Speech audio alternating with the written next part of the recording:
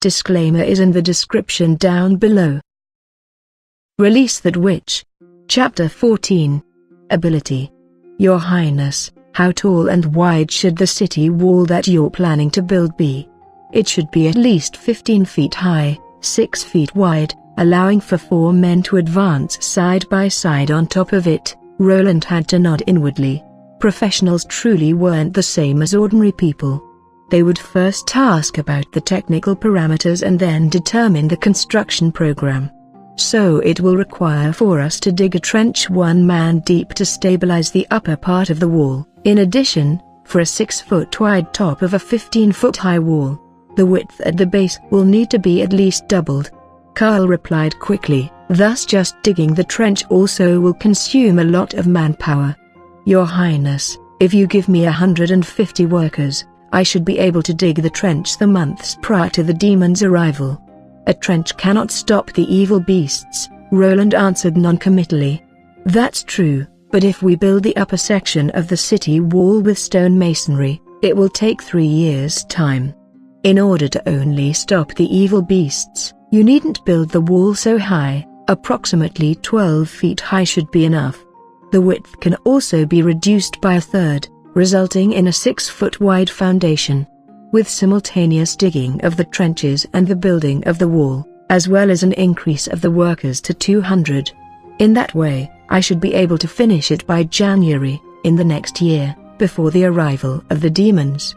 Carl paused, then said, Please forgive me, Your Highness, this really isn't a good time to start. In case the construction of the wall is not on time, even if the trenches were dug well, they will still lose their original form after the soaking rain and snow throughout the winter. When you return, instead of finishing it, you would only need to spend more time and manpower to clean up the softening trench, excavating and deepening it one more time. Say, in case we only build the wall 12 feet high and 4 feet wide, how long would you need to dig the trenches? It should be finished within 1.5 months, Carl replied. Then do it according to this plan, trenching and masoning at the same time, so that we succeed a month prior to the arrival of the demonic beasts. Roland waved his hand, interrupting Cal, I know what concerns you, but take a look at this. This is the latest work from the Grey Castle Alchemical Workshop. Naturally, he had no time to allow the stonemason to see the gluing process. Instead, he showed him the 2 bricks he had glued together earlier. Fortunately, when the prince spoke, almost no one dared to question him. When Carl heard that this alchemical adhesive cement could turn from a liquid into a solid form overnight, furthermore that it came with a sky-high adhesion effect, his face exposed his incredible shock. As a stonemason who had dedicated half of his lifetime into his work, he could naturally recognize how great this invention has gone. Apart from stone binding, the most important fact was that it was possible to freely shape its figure. Wouldn't that be equivalent to no longer needing a second cutting and polishing process, being suitable for any loosely shaped stone? The time-consuming processing stage could be abandoned altogether and the construction rate of any building could be raised to a whole new level. This alone was exciting enough. Roland looked at the expression on Cal's face with satisfaction, and once again asked, What do you think, will 3 months be enough? Carl Van Bart's voice somewhat shivered. If you're right, no, I mean, if the alchemical workshop described this matter correctly, I'm willing to try. Very good, I will let people summarize the detailed information of cement for you. If there is still anything else you need to discuss with me, then feel free to talk with my assistant minister. Roland laughed. Mr. Cal, from now on you will be the chief of the employee's office. On the next day Roland saw Nana in the afternoon. The little girl stared blankly at Anna, clutching her clothes for a long time, before saying, I'm already dead? The first time Roland saw her, he had to admit that the power of the witch did not only give them the ability to use magic. To some extent, it also changed their appearance and temperament. She and Anna were very different types, but both of them had a unique charm. This feeling had nothing to do with age, and it was also unrelated to their situation. Even when Anna was in jail, waiting for her death sentence. The radiance she emitted still continued unabated. He searched through his entire memory, whether it was a noble lady with a very good upbringing or a streetwalker in Great Castle. Neither had given off such an aura. If one insisted on describing it, then compared with other women, it was as if the witches were the colors in a black and white photograph. She was brought over by Karl van Bart, who afterward retired tactfully, leaving only Roland, Anna, and Nana in the backyard. "You're not dead. Anna too is alive and well." Roland had to hold back a smile. "I'm the fourth Prince Roland Wimbledon, and you're..." "I'm Nana Payne." When the little girl heard that she herself did not die, her expression turned lively again. She ran straight to Anna's side, beginning to chatter with her, unconcerned, disregarding the identity of Prince Roland Wimbledon. Roland naturally didn't care what a 14 to 15-year-old girl had to say. Instead, he leaned on the round table and poured himself some ale, appreciating the day-to-day behavior from the side. Anna was clearly a little bit calmer now.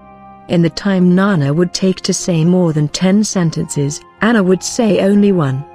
Having said that, while Anna was only 17, she already exuded a big sister kind of feeling. Roland couldn't help but think, when she grows up, how outstanding will she become? When Nana's speaking slowed down, he coughed, and opened his mouth, then asked, "Miss Payne, I heard from your teacher that you have awakened as a witch." Compared to the vast majority of people who used the word fallen when becoming a witch, Roland preferred the term awaken. He was not naive enough to think that all witches were immaculately white. People who already had a malevolent personality would only bring about greater destruction. This was the same with weapons. They could produce violence, but they could also be used to resist violence. The crucial point in it was in the person who was holding the weapon. Perhaps the Church's propaganda of the massacres caused by witches was based on the facts, but using that as proof that the whole witch community was guilty was the greatest of injustices. Nana's face once again stiffened. She whispered, "Will you hang me?" "No, of course not. The gallows are for heinous criminals. You are not one of those, and Miss Anna is not one either, so do not worry about that." She took a breath and nodded. "I'm not sure." The teacher said witches were coerced by the devil and afterward gained some kind of evil powers. "See, could I be possessed? Moreover, I have never seen the devil." "When did you find out that you, yourself, have become different?" "Roughly a week ago," Nana muttered. "I saw a bird with a broken leg and wanted to help it. And suddenly, I felt something flowing out of my hands." "There were things flowing out?" Roland asked. "What happened then?" It suddenly enclosed the bird like a sticky bubble of water." Nana's head tilted when recalling this. "Then the bird's leg was healed." "Does she have the power of healing?" Roland's heart began to race. He was very clear what this ability would mean. With the absence of antibiotics, there was no modern medicine here. People with traumas or infection would likely encounter death in these ages. As such, rapid wound healing was almost the equivalent of saving many lives. This ability was very limited in promoting the progress of civilization as a whole, but it had an amazing significance to every individual's life. He immediately went to the door, looking for a night to bring a living chicken. If it could be proven that what she had said was true, he might be able to use this as a source to change the border town's view on witches, ending the current situation of their ruthless persecution.